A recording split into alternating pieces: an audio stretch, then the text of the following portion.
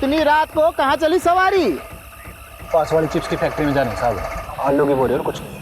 अच्छा, ओए कृपाल सिंह, चेक कर जरा टेम्पो का पिछवाड़ा। जान दो ना साहब, पहले कंसाइनमेंट लेट है, मम थोड़ी लेके जाएंगे।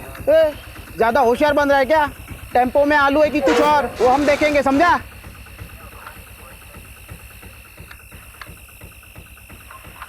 आलू ये साहब। अच्छा बेटा, हमारे कंसाइनमेंट का क्या? अरे महंगाई कितनी बढ़ गई है, आलू 30 रुपया किलो हो गए हैं। अरे इतनी महंगाई में हमें भी तो अपना घर चलाना पड़ता है ना। इतनी महंगाई में हमारे दम आलू निकल रहे हैं। समझ गया साहब। हाँ ए बंद कर, जान दे इसको। ए खोल। हाँ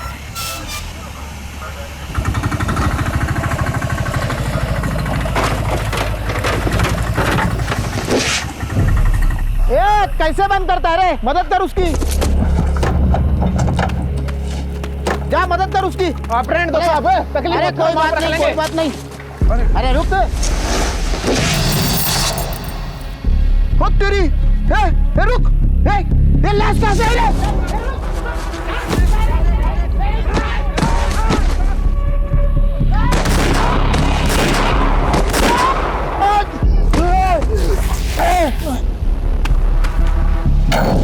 चल चल चल।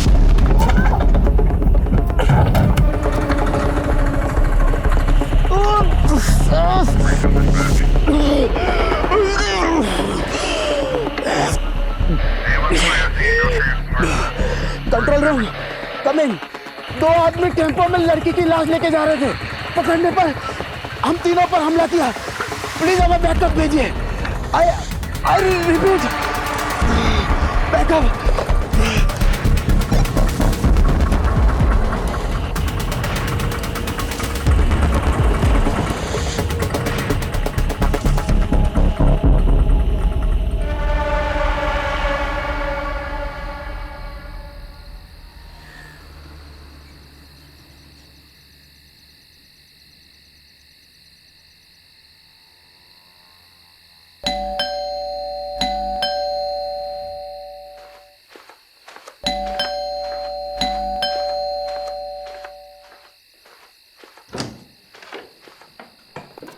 मुझे लगा तुम अपने पापा के यहाँ हमेशा के लिए रुक गई। तुम तो यही चाहोगे ना कि मैं यहाँ से चले जाऊँ, ताकि तुम अपनी माँ की पसंद की लड़की के साथ शादी कर लो। अगर यही सब करना था तो मेरे साथ भागकर शादी क्यों की? कहीं ऐसा तो नहीं कि तुम्हारा मन भर गया है और अपनी माँ की मर्जी का राग अलाप रहे हो? अरे तो क्या करूँ मैं? क्या करूँ? मैंने अपनी फैमिली को समझाने की कितनी कोशिश की, लेकिन वो तुम्हें अपनाने के लिए तैयार नहीं है। मुझे तो लगता है हमें भी अब साथ नहीं रहना चाहिए। अरे जिंदगी भर तो मैं अपनी फैमिली से अलग नहीं रह सकता ना। मुझे तो लगता है कि तुम्हें अपने घर चले जाना चाहिए, अपने माँ बाप के पास, और मैं चले जाता हूँ अपने माँ बाप के पास। बस सबकी प्रॉब्लम सॉल्व। शादी के 1 साल बाद तुम कह रहे हो कि तुम्हारे घर वाले नहीं मान रहे और तुम्हें अब घर वापस जाना है और उनकी मर्जी से शादी करनी है। अगर यही सब था तो मेरे साथ शादी क्यों की भागकर? तो मेरी फैमिली तुम्हें अपनाना क्यों नहीं चाहती? जरा ये भी तो सोचो। तो तुम कहना क्या चाहते हो कि इन सब में मेरा दोष है? वो मुझे नहीं पता। मुझे पता है कि तुम कैसे आदमी हो। अरे अच्छा आदमी नहीं हूँ तो छोड़ के चली क्यों नहीं जाती? कहाँ जाऊं? अपने बाप के पास या कहीं और, लेकिन मुझे माफ करो। बाप के घर, वही तो प्रॉब्लम है ना।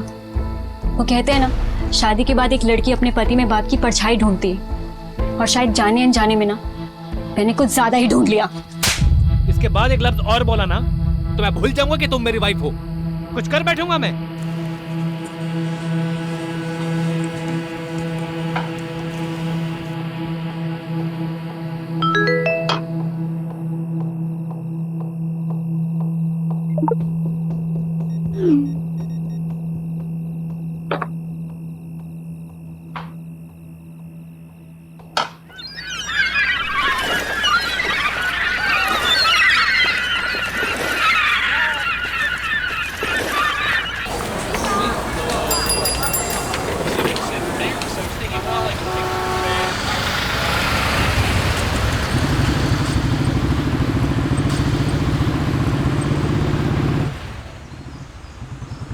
Actually, the report suggests that your sperms are slow swimmer and your wife uterus creates an Mr. Rathod. आप सुन रहे हैं ना? Mr. Rathod. Oh, I'm sorry. So I was saying, आप लोग जितनी जल्दी इस चीज को एक्सेप्ट कर लेंगे उतनी आसानी होगी आपको अगला डिसीजन लेने में। किस चीज को एक्सेप्ट करना है? सुन भी रहे हो तुम? Mr. Rathod, the report suggests that your sperms are slow swimmers and your wife uterus creates an inhospitable environment for the eggs to develop. अगर मैं आसान लफ्जों में कहूँ तो आप दोनों नेचुरल प्रोसेस से बच्चा नहीं कर पाएंगे। बाकी इसके आगे आप दोनों क्या डिसीजन लेते हैं वो आप पर डिपेंड करता है। तो क्या डिसीजंस ले सकते हैं? देखिए आपके पास दो ही ऑप्शंस हैं, या तो IVF या फिर अडॉप्शन। ये तो होना ही था। मतलब? घर की तरफ है ध्यान तुम्हारा? कुछ हुआ नहीं कि बस क्राइम सॉल्व करने निकल पड़ते हो। सुलोचना, वो मेरा काम है। और तुम्हें क्या लगता है मुझे शौक है तुम्हें अकेला छोड़ के जाने का? और तुम मुझे क्या सुना रही हो? डॉक्टर बोल रही है ना कि हम दोनों में कमी है। तो कमी तो होगी ना, एक अड़चन की तरह हूं मैं तुम्हारी लाइफ में। देखिए कपल्स थेरेपी नहीं है, फर्टिलिटी है। आप 1 मिनट चुप रहिए जी। मैं पिछले 6 महीने से घर पर ही हूँ, इतना काफी नहीं है क्या? हाँ? और तुम चाहती क्या कि मैं काम छोड़ दूं? तो पिछले 6 महीनों से मेरे लिए नहीं हो घर पे तुम। चलो उठो, चलो उठो, बंद करो इस स्पॉम का नाटक। चलो चलो चलो। अरे मैं यहाँ से कहीं नहीं जा रही। तुम्हारी ईगो की वजह से तुम ये मानने के लिए तैयार नहीं हो कि तुम कभी बाप नहीं बन पाओगे। ईगो? वो भी मेरा? हाँ मैडम, आप क्या कह रहे थे? Inhospitable environment. ये है हमारा इनहॉस्पिटेबल एनवायरनमेंट। चल क्या रहे हैं यहाँ पे? What is this?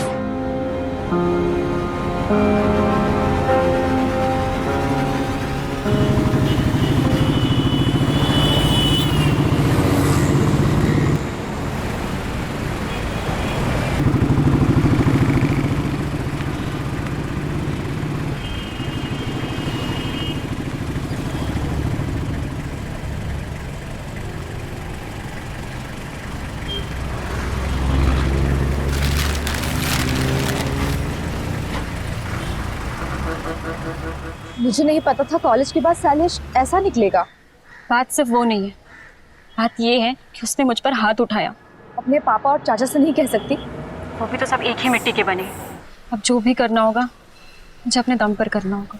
पर तू करने क्या वाली है नीतू?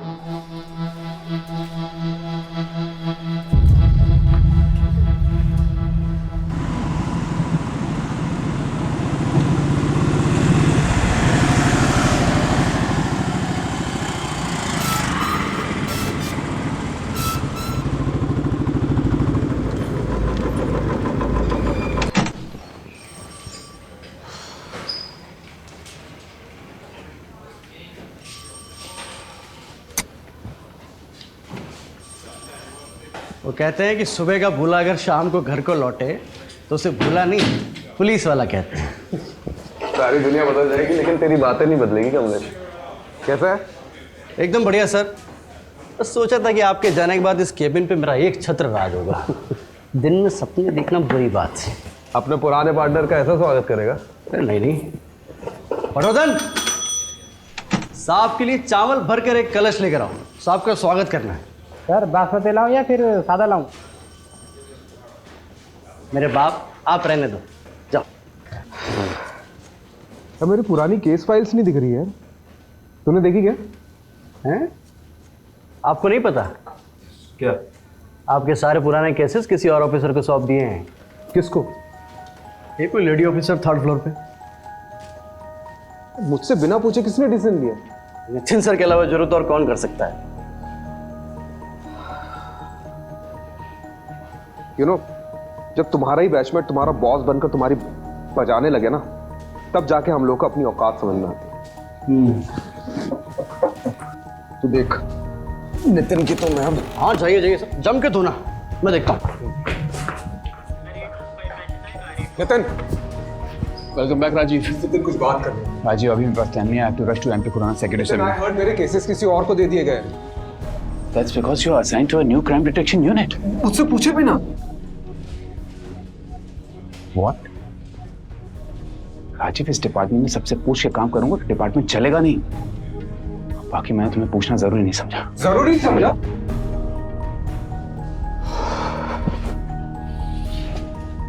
राजीव, तुम्हें पता है ना लास्ट केस में कुछ ज्यादा ही घुस गए थे तो उसका नतीजा क्या हुआ था? अभी 6 months की सस्पेंशन के बाद लौटा। Don't get too emotional about it. Rajiv, I fully value your space in our department. But right now, I want you to be a team player. फिलहाल के लिए मैं चाहता हूं कि तुम नए-नए केसेस हैंडल करो।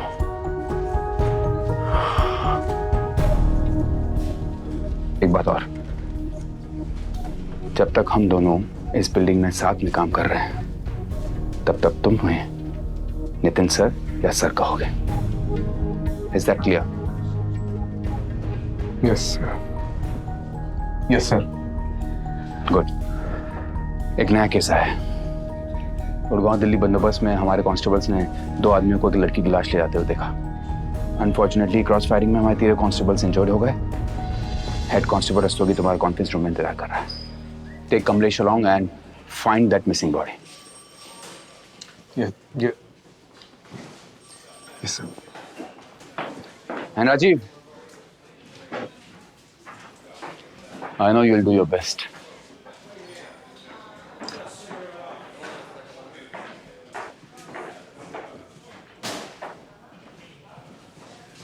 तो सर कैसे धोया?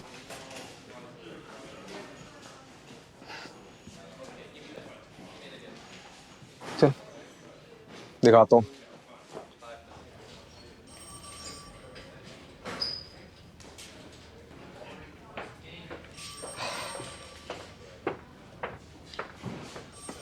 Head constable Shiv Shankar Rastogi.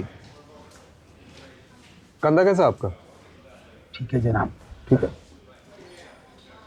अरे बैठिए ना आप। बैठिए बैठिए बैठिए। आपको तो पुरस्कार मिलना चाहिए, नहीं? टेम्पो की ठीक से तलाशी नहीं ले सकते थे? अरे ली थी जनाब, लेकिन 1-2 बोरियों में आलू मिले तो मुझे लगा आलू ही होंगे, इसलिए आपने उसे जाने दिया। वो तो अच्छा हुआ कि कांस्टेबल कृपाल सिंह ने टेम्पो का बैकडोर अच्छे से बंद नहीं किया था, वरना ना वो लाश गिरती और ना हमें पता चलता। देखा, ये ऐसे दिखते थे।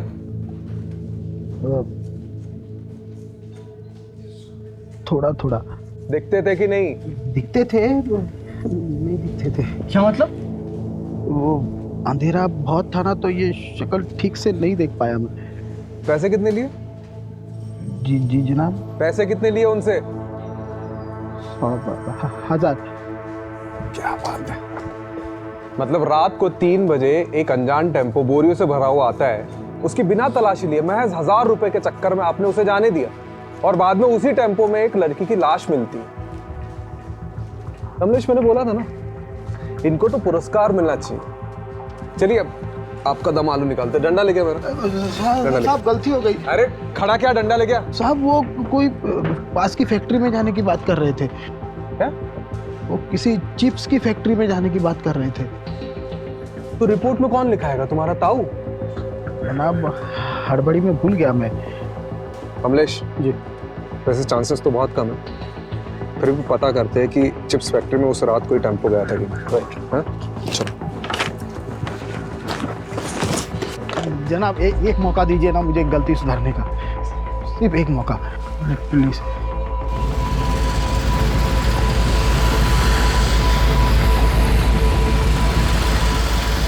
कमलेश, टोल नाके का सीसीटीवी फुटेज निकलवा लो। हाँ ऑलरेडी बोल दिया मैंने, 2 हवलदार उसी में लगे हुए हैं, बस थोड़ी देर में मेल पे आ जाएगा।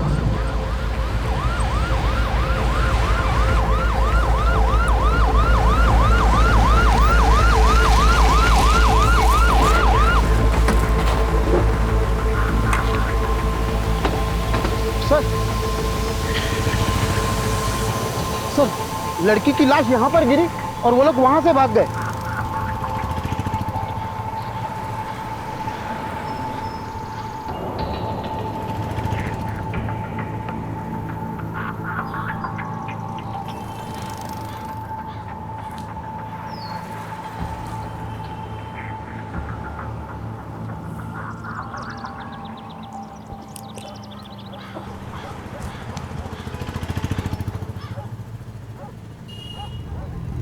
ये अपने साथ क्या कर रहे हैं?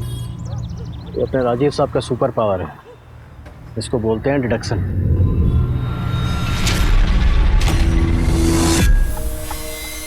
इतनी रात को कहाँ चली सवारी?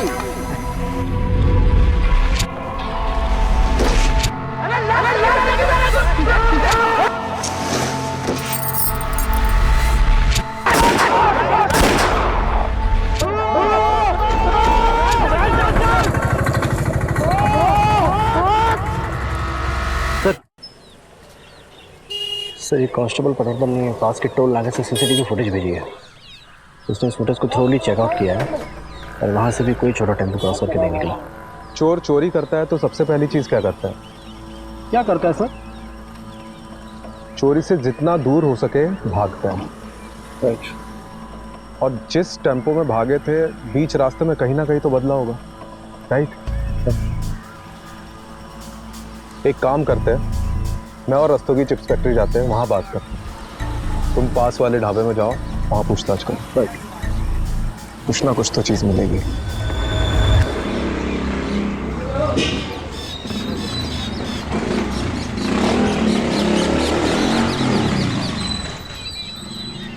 आओ मैडम, ले आओ।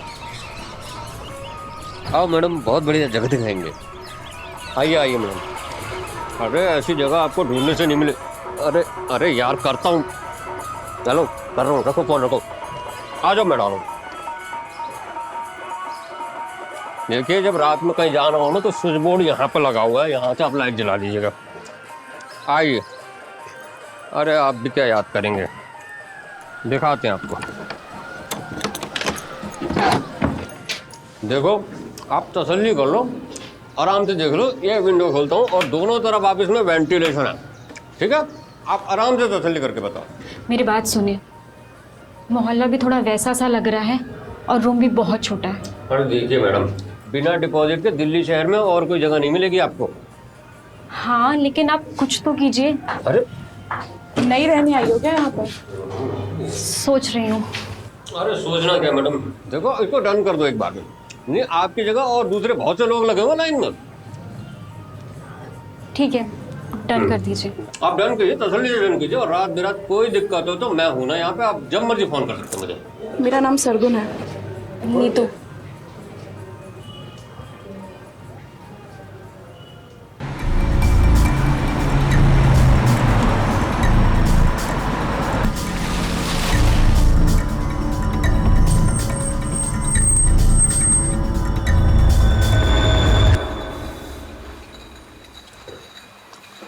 सर, ये मैनेजर है। देखो, यहाँ से एक टेम्पो चोरी हुआ है और उसमें आलू की बोरियों में एक लड़की की लाश मिली जो कोई लेके जा रहा था। यहाँ से कोई टेम्पो गायब हुआ है क्या? गायब तो नहीं हुआ, लेकिन कभी कभी हमारे टेम्पो वर्कर्स टेम्पो ले जाते हैं और दूसरे दिन वापस ले आते हैं। शायद उसी वजह से होगा। कई बार 2 से 3 दिन तक हमारे टेम्पो बाहर रहते हैं। फिलहाल कोई टेम्पो है तुम्हारे यहाँ पे? रजिस्टर लाओ।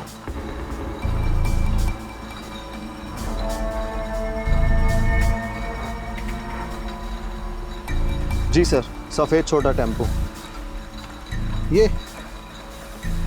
ये दोनों तुम्हारे यहाँ काम करते हैं? नहीं अरे ठीक से देखो। सर, जहाँ पे जितने भी लेबर्स काम करते हैं ना, उनका डेटा मेरे पास रहता है। ये दोनों हमारे यहाँ काम नहीं करते। फिर तो ज़रूर टेम्पो चोरी हुआ है। सीसीटीवी फुटेज चेक कराओ। ये देखिए सर।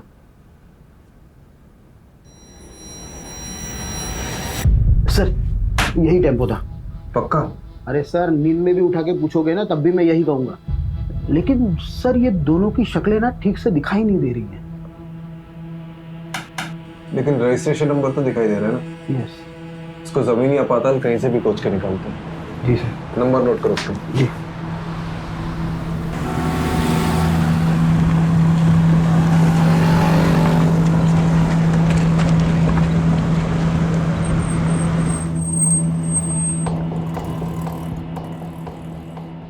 सर, ढाबे की सारी सीसीटीवी फुटेज चेक करिए। उस रात को कोई ऐसा टेम्पो निकलते हुए नहीं दिखा। मतलब चिप्स फैक्ट्री से पहले टेम्पो चुराया, वहाँ से निकले और यहाँ नहीं आए। ये लोग गए कहाँ होंगे?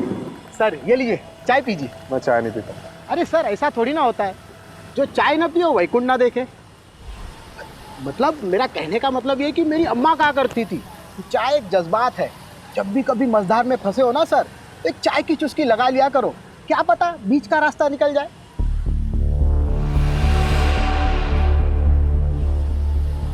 बीच का रास्ता? रस्तों के जी, ये जो अपना बाईपास है, यहाँ से कोई बीच का रास्ता निकलता है? चाहता है ना सर, इसलिए कहा ना सर, चाय पी लीजिए। रस्तोगी जी, आपकी अम्मा बहुत सही कहती थी।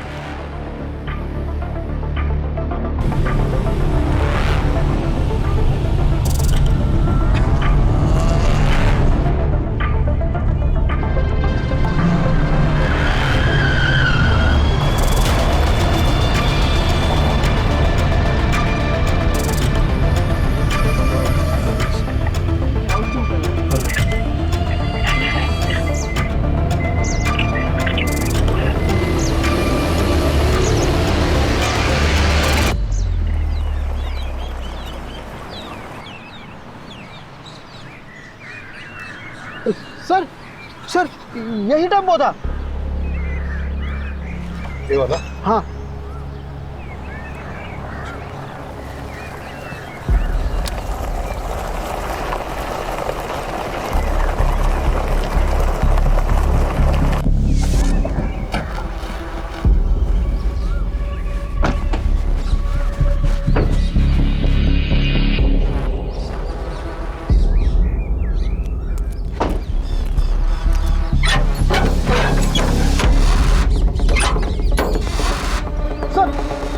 यही टेम्पो था सर। बधाई हो रस्तोगी जी, आलू पक गए आपके। उस रात तो और कुछ ऐसा देखा था जो अभी याद है?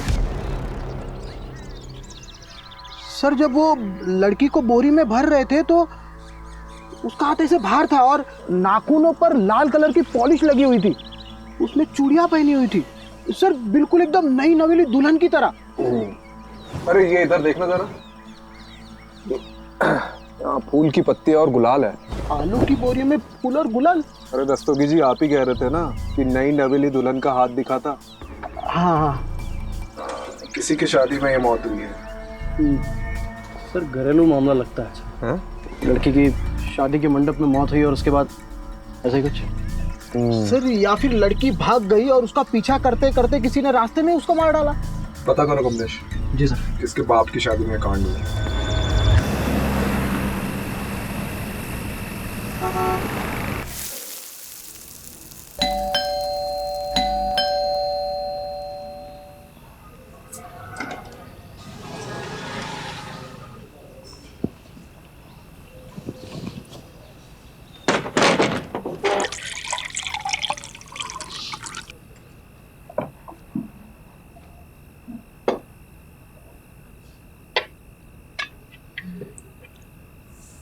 आज का दिन कैसा था? Same usual. मैं ना सोच रही थी कि मैं वापस स्कूल ज्वाइन कर लेती हूँ, मतलब मेरा टाइम भी निकल जाएगा और एक्स्ट्रा इनकम भी हो जाएगी। अच्छा, इस बहाने तुम्हारा ध्यान भी कहीं और लगा रहेगा। तुम्हें पता है प्रॉब्लम से भागने से प्रॉब्लम सॉल्व नहीं होंगी। Sulu, I am not in a mood to start everything all over again, please.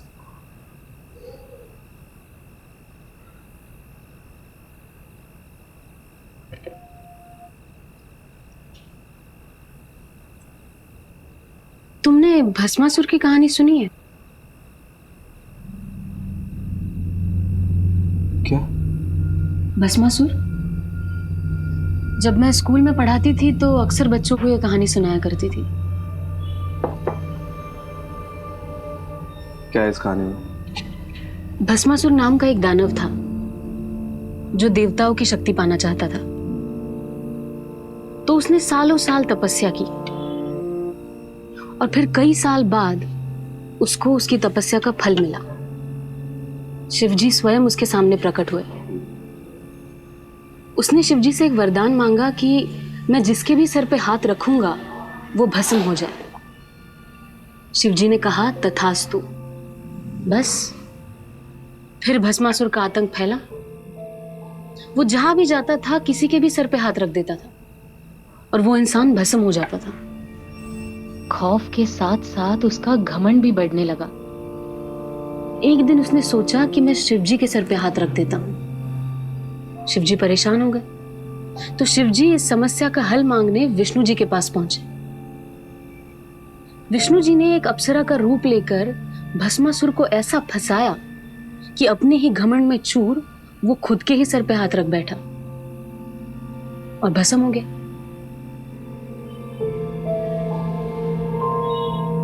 तो उसका क्या मतलब है? इसका ये मतलब है कि भस्मासुर अपने घमंड की वजह से भस्म हुआ था और भस्मासुर नाम का दानव हम सब में होता है।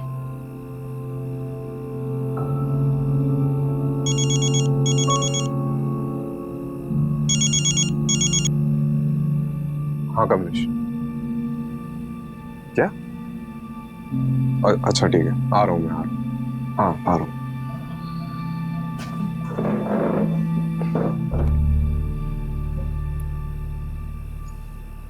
बैरिकेड क्यों नहीं उधर? लगवाओ जल्दी जल्दी, चेक करो।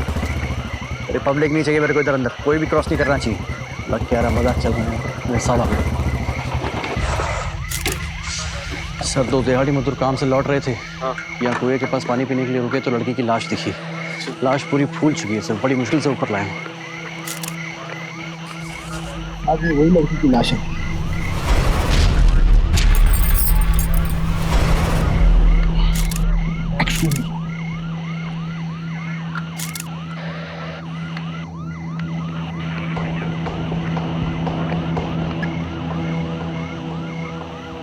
इसका फॉरेंसिक टेस्ट करवाओ। Right sir. पता लगाओ कि ये प्लॉट किसका है। Right sir.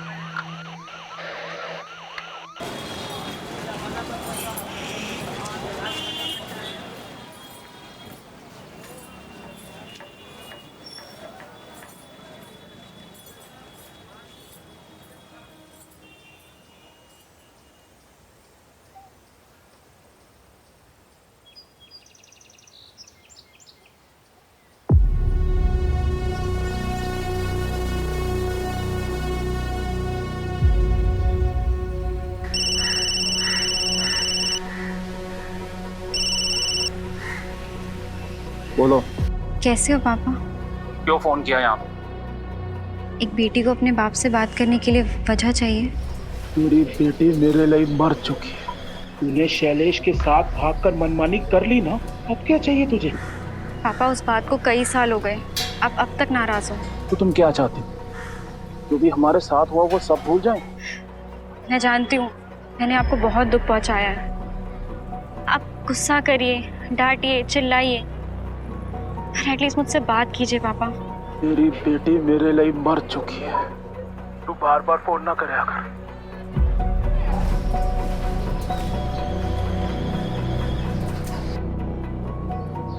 सॉरी, जगह छोटी है इसलिए सब कुछ साफ साफ सुनाई देता है। अरे नहीं, मैं तो सिर्फ बस ऐसे यूं ही। आंसू रोकने से कम नहीं हो जाएंगे। नहीं। हाँ, वो नज़ारे देख रही हो? बड़े ही रंगीन लगते हैं और असल में कितने राज छुपा रखे होंगे। रंगीन रातों में गुनाहों के घर, सबके चेहरों पर एक छोटी सी मुस्कान है। बंद किवाड़ में झांक कर देखो तो एक आंसुओं का सैलाब सा है जो एक दिन इस पूरी दुनिया को डुबो सकता है। बोलती अच्छा, लिखती और भी अच्छा हो। खैर, कोई इस दिमाग में देखना ही नहीं चाहता, सबको तो बस जिस्म की भूख है। तुम जिस चीज से गुजर रही हो उससे हम सब गुजर चुके हैं। ये जो हमारी कमियां हैं ये एक तरीके से हमें बांध कर रखते हैं, जिससे हम सबकी कमियां एक दूसरे की ताकत बन सके। और ये ताकत कैसे बनती है? फिलहाल तो एक दोस्त बनकर। इस लड़की की मौत कुएं में डूबने से पहले हुई है। इसके बॉडी में मेडिसिनल एनेस्थेटिक के भारी डोज मिले हैं। मतलब इसकी मौत एनेस्थेटिक ओवरडोज से हुई है। सबसे अजीब बात है कि इसके बॉडी में से यूट्रस गायब है। यूट्रस मतलब? गर्भाशय। और यूट्रस को बड़े मेडिकल प्रिसिशन से अलग किया गया है, जैसे कोई मेडिकल एक्सपर्ट ने किया हो।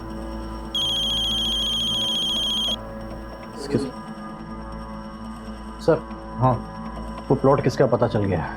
कोई बिल्डर है मनु मंजाल। चलो बारात निकालते हैं।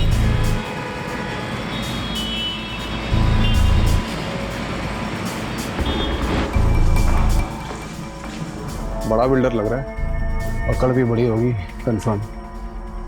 चलो देखते हैं।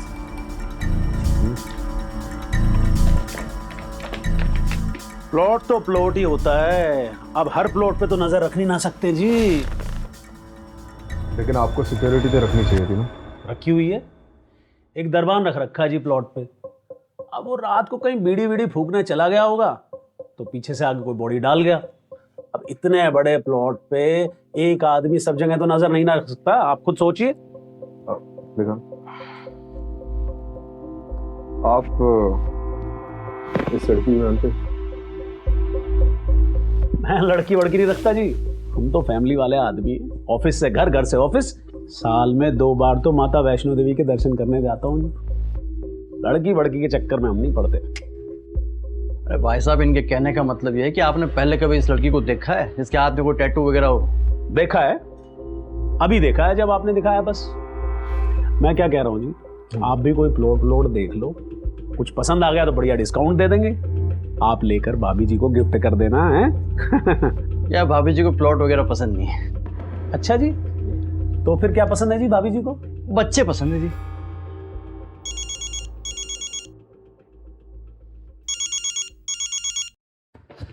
हाँ माँ बार बार फोन क्यों कर रही हो? काम पे हूँ मैं। तू काम पे रहता है ना, इसीलिए सब कुछ हुआ है। बताया मुझे सुलोचना ने। अरे सुलोचना को आपको बताने की क्या जरूरत थी? तो क्या किसी पड़ोसी को बताती? सब मेरी गलती है। तुझे और सुलोचना को अकेले शहर जाने दिया मैंने। अरे माँ, हम बच्चे थोड़ी है, खुद के डिसीजन खुद ले सकते हैं। बड़ा आया डिसीजन लेने वाला। मेरी बात सुन, मैंने सुलोचना को कुछ घरेलू नुस्खे बताए हैं, तू भी बोल देना। और हाँ, एक बात और मैं एक बता देती हूँ। एक बाबा हैं जिनकी भस्म खाने से संतान सुख का सौभाग्य मिलता है। सुलोचना को लेकर के जाना और उनका मत्था टेक करके आना। अरे माँ, क्या नाप शनाप बके जा रही हो? मैं कोई बाबा के चक्कर में नहीं पड़ने वाला हूँ, ठीक है? मैं रख रहा हूँ, अभी बाद में बात करता हूँ। सर, उस लड़की का पता चल गया है। कौन है? जेबी नगर रेड लाइट एरिया, वहाँ के रहने वाली एक कॉल गर्ल थी। आज सुबह उसकी सहेली ने मिसिंग रिपोर्ट लिखाई, शादी हुई हो। जेबी नगर? बहुत सुना इस एरिया के बारे में। चलो आज देख भी लेते हैं। चलिए।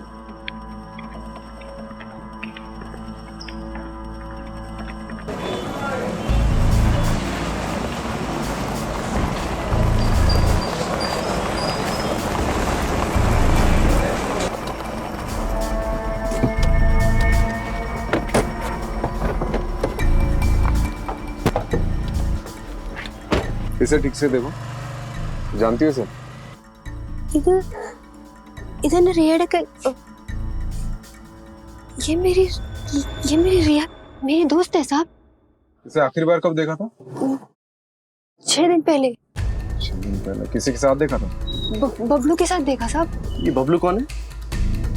बबलू हमारे एक एजेंट था साहब। वो उस दिन रिया के लिए बहुत बड़ा क्लाइंट लेके आए थे, कुछ 30,000 का कुछ एडवांस भी दिए थे, और उसने बोले कि बहुत बड़ा क्लाइंट है और ऐसे क्लाइंट रोज रोज नहीं आते हैं। और उस दिन के बाद नहीं बबलू देखे, नहीं मेरी रिया देखे साहब। इनमें से किसी को जानती हो? यही बबलू है। और ये? मैं इसको नहीं जानती है साहब। बबलू का कांटेक्ट नंबर दो। जी।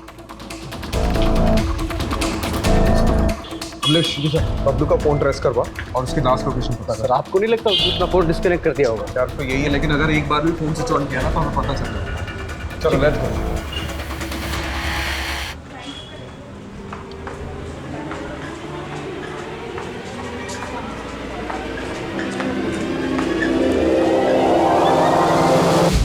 पुलिस इन दोनों शख्स को ढूंढ रही है। आखिरी बार इन दोनों शख्स को दिल्ली हाईवे पे एक लड़की की लाश ले जाते हुए देखा गया था और तब से ये दोनों गायब हैं। गौर से देखिए इन दोनों स्टैचूज को और कुछ भी पता चलने पे हमें हमारे टोल फ्री नंबर पे कॉल कीजिए।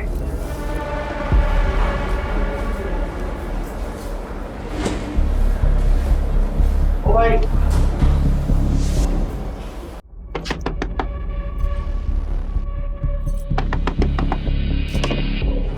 नहीं तो ये लड़का तेरी सारी पैसे की दिक्कत खत्म कर देगा। वो कैसे? आ बैठ, एक नया क्लाइंट लेकर आया है। पहले कभी नहीं किया। देख, सबका पहली बार हो, ठीक है? मैं तुझे हमेशा करने को बोल रही हूँ क्या? अभी तुझे जॉब की जरूरत है ना? तो जब जॉब लग जाएगी तो ये सब छोड़ दियो। अभी बस एक मीटिंग करके आ जा, सब ठीक होगा, मुझ पे भरोसा रख। ठीक है।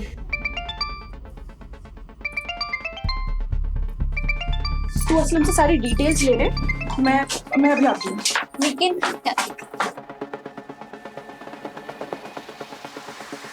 हेलो बबलू, कहाँ है तू? ये न्यूज़ में क्या आ रहा है? ये सब मैं तुम्हें बाद में बताता हूँ। मैं बड़ी बुरी तरह कांड में फंस गया हूँ यार। फिलहाल एक जगह पे अंडरग्राउंड हूँ। क्या होटल, क्या कांड? सब बताता हूँ। लेकिन यहाँ से निकलने के बाद मैंने सोची थी ज्यादा कमीशन मिलेगा, पर हम दोनों ये काम छोड़ के हमेशा के लिए यहाँ से चले जाएंगे। लेकिन मुझे क्या पता थी कि मैं इतनी बुरी तरह फंसूंगा। कहाँ है तू? मैं अभी आ रही हूँ तेरे। नहीं, तुम यहाँ मत आना। यहाँ पहले ही बहुत खतरा है। मैं जल्दी से जल्दी यहाँ से निकलने की कोशिश करता हूँ और निकलते इन सारी चीजों से दूर जाना चाहता हूँ। Hello Bablu, hello.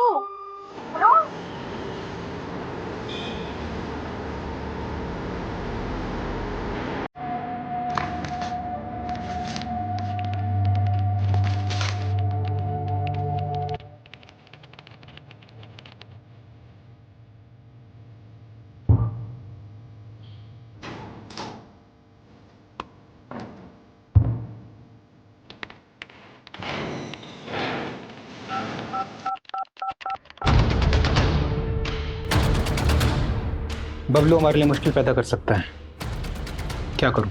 उसको रास्ते से हटाने का समय अब आ चुका है। जी।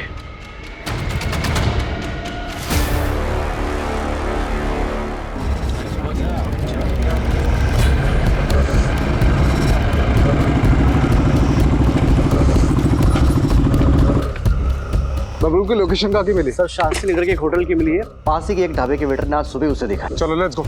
चल दोस्तों जी, आपके आलू पक गए। जी सर।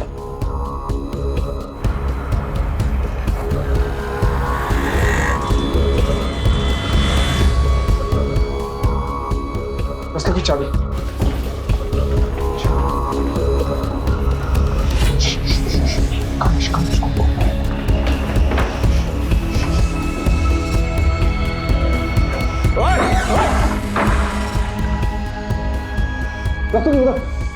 चेक कर इधर। सर कोई नहीं है। सर इधर भी कोई नहीं है। तू गया किधर? सर लोकेशन तो यहीं की थी। तो हवा में उड़ गया क्या वो?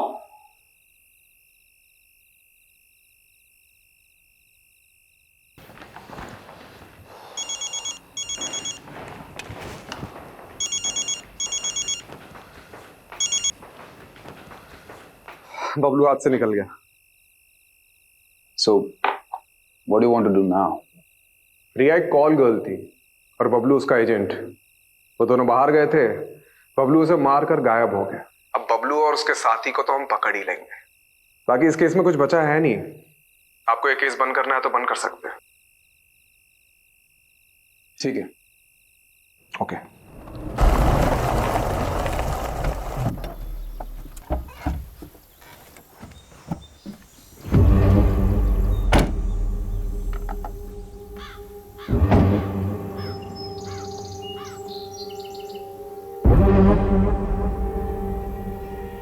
यो कौन सी जगह है भाई? नहीं, आपने तो कही थी सेफ हाउस जाएंगे। इस आगे चल कर जाना होगा। चल।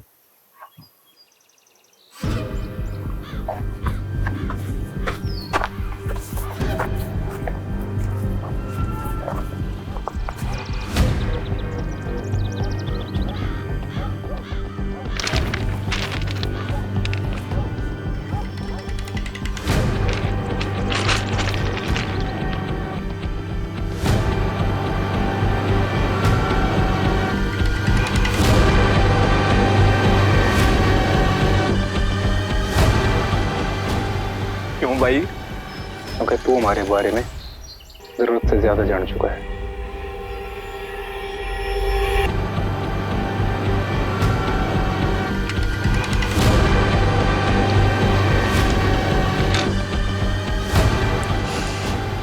क्यों भाई? अगर तू हमारे बारे में जरूरत से ज्यादा जान चुका है।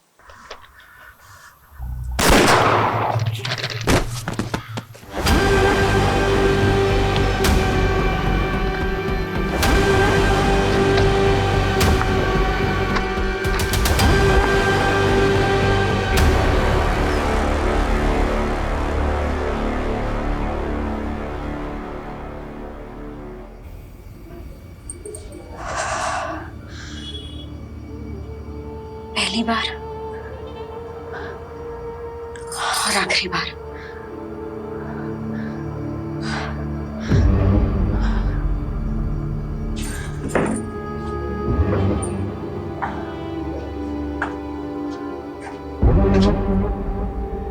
मैं भी पहली बार बहुत नर्वस हुई थी। तुझे भी आदत पड़ जाएगी धीरे धीरे। आदत ही तो नहीं डालनी है।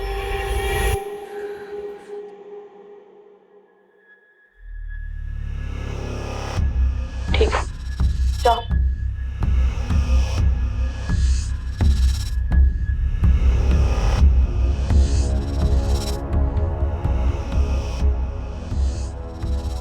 कितना कमीशन लिया इसका?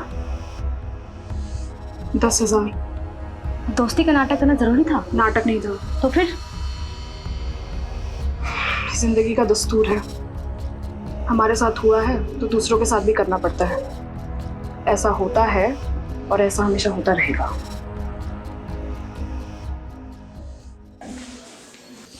चले सर। अरे रस्तोगी जी, आप अभी तक यहीं हैं, आप घर जाइए अब। सर आपसे इंपॉर्टेंट बात करनी थी। अरे कोई लाश मिली है क्या? जी सर, वायरलेस पे अभी भी रिपोर्ट आई है, साउथ दिल्ली के पास एक लड़की की लाश मिली है।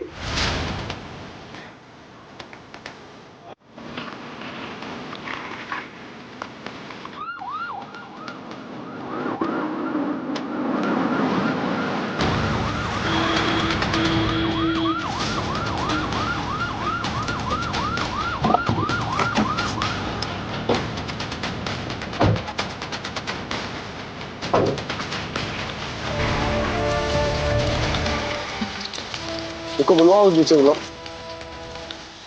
देख के पीछे पीछे है तुम। रहो पीछे, रहो पीछे, रहो नीचे।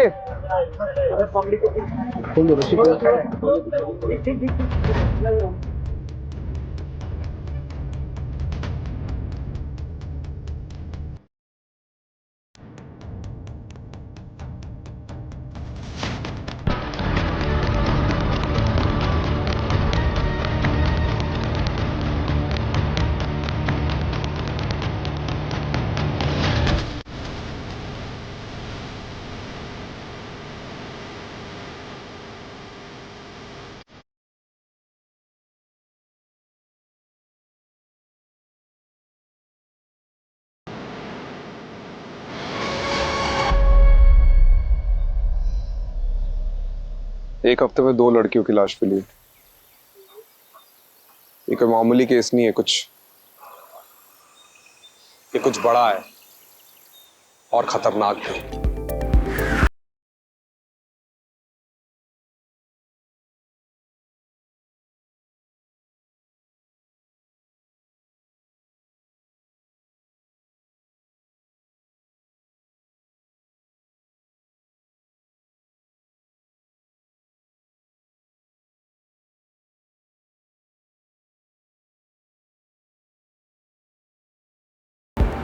Okay guys, bye. Bye Nisha, good night.